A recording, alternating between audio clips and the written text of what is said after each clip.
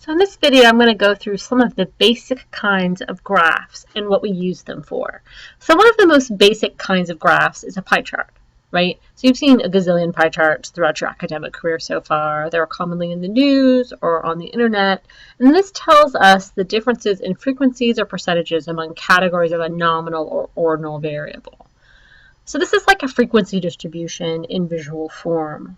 It's best used when you just have a few categories. Right? So when we get a pie chart that has too many little pie slices, it can be very hard to figure out what's going on. But here's a very basic one from marital status from the General Social Survey of 2006, right? Where we can see very clearly that a lot of people are married. And there's also a good pie slice of people who are never married. We only want to use a pie chart when whatever we're looking at adds up to 100%. Right, so it is best to think of it as just a frequency distribution of a variable. So this is from the Point in Time survey of 2008. They were looking specifically at individuals who are experiencing homelessness who are also mentally ill and trying to figure out how old these individuals were. Right, so it's really easy just looking at this graph to realize that most of the people that they surveyed who are both mentally ill and homeless are middle-aged, right? So 44% here are middle-aged, and 30.6% are prime adults, or between the ages of 31 and 45. Something to keep in mind is to make sure your colors are distinct in a pie chart. They don't have to be this different, but oftentimes students think they'll just use very subtle shadings of purple or blue or red, and you want to make sure that people can very easily figure out what all of the different slices are. Here's another example of the age distribution of children at the Children's Museum, right? Where we can see very quickly that this is 100% of the children who came to the museum, and that a lot of them are under the age of 4. So the vast majority are between the ages of 0 and 2 or 3 and 4. This is from Constructing the Family Survey. This is more complicated. They combined multiple variables. They asked people whether or not they considered gay couples to be family, and they asked them whether or not they considered pets to be family. And so this is actually a crosstab, looking at people who thought of gay couples as family and pets as family, right? Neither as family. Gay couples as family, but pets are not family, and pets as family, but gay couples are not, right? So what they did is they basically took material from a crosstab and they put it into this pie chart. So that's a little bit more complicated. But again, this is 100% of the people that they interviewed or surveyed.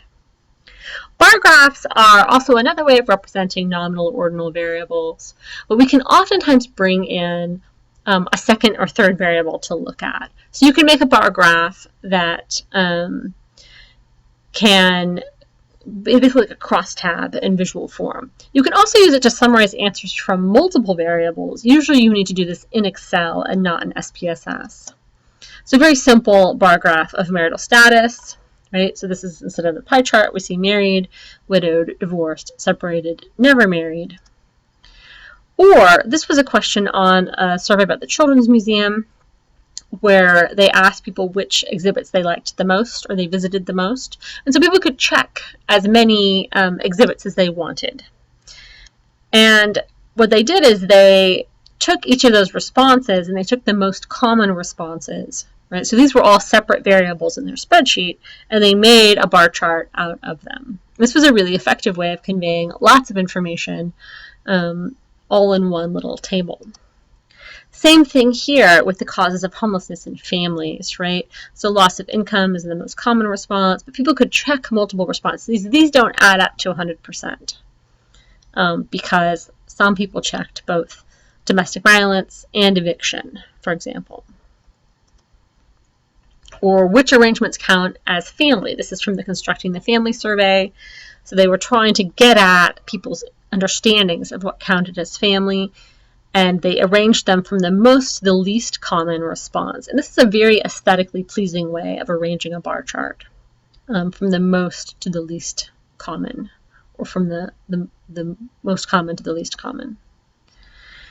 What we often want to do, though, is to combine two different variables and do a cluster bar chart or a stacked bar chart. And here is a percent of students who like school more once joining Upward Bound. So among male students, we can see that some like it more, some like it slightly more, but there's kind of no difference, right? Whereas among girls, many say they like school more since joining Upward Bound. This is from one of the same studies, ways students felt unprepared for college, right? So they're comparing transfer and non-transfer students, and these are actually multiple variables over here. They don't add up to 100% in here. So this was a way of talking about how transfer students answered actually multiple questions and non-transfer students answered multiple questions about preparedness. This is very similar, and that we're looking at unsheltered and sheltered males in the homelessness survey and looking at what percentage of each use drugs and alcohol. So this is many, many crosstabs that they did to make this particular bar chart.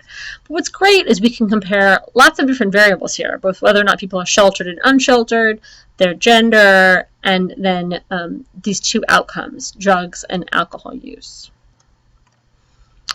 In the Constructing the Family survey, this is a much more common kind of stacked bar chart where they categorized people in terms of whether they were exclusionist, moderate, or inclusionist understandings of family, and they looked at what percentage of women fit into each of these categories. And again, with a stacked bar graph, really that bar should add up to 100%.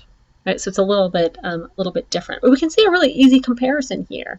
Right, it's really easy to look and see, okay, are men more likely to express exclusionist ideals? Are women more likely to express inclusionist ideals? And we can see a much bigger version of that here, right? When you look at people's attitudes towards married, cohabiting, and gay couples, and whether or not people express exclusionist, moderate, or inclusionist ideals, believe that those people become a family immediately after 10 years or not a family even after 10 years. This is a really quick and easy way of looking at lots of different variables at once, but we always have to be careful, for example, with stacked bar graphs, that they always add up to 100%. So the bars should go all the way across when you do them.